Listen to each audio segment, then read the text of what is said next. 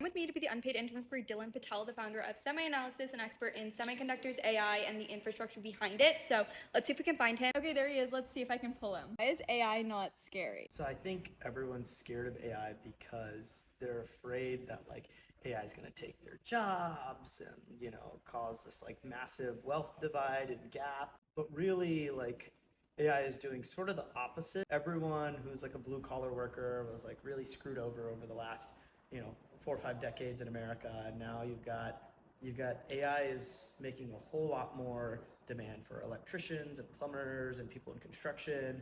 And so the blue collar worker is actually winning, and it's people who have white collar jobs and their cushy little offices who ought to be scared, or are scared of losing their jobs because they have a fake email job.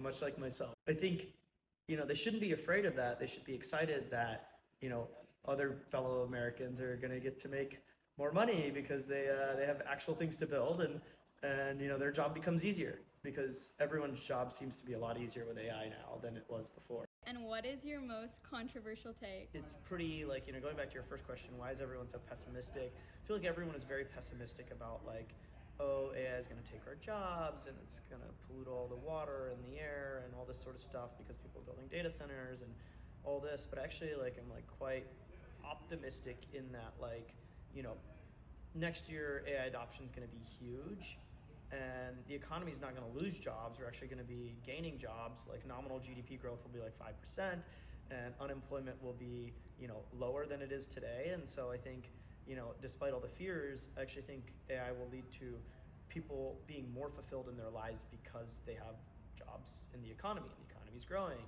and there's more abundance for everyone to split. So I think it's pretty controversial. Everyone thinks it's going to be like, there's all these like SF people who think like, if they don't work really hard and don't have fun, they'll escape the permanent underclass, which is like a really stupid concept. Like, everyone will be fine and things will be great and humanity gets better every generation. And what's one piece of advice you have for somebody who wants to do what you do? I don't think that's possible. No, but I think, the best way to do it is just to follow your passions, right? Very cliche answer, but for a long time I was considered a weirdo. I still am, but Still are. Whoa, catching strays. I think for a long time no one really understood why I was so obsessed with the stuff I'm obsessed with, and I think still people are like still question it, but you should just like do what you're obsessed with.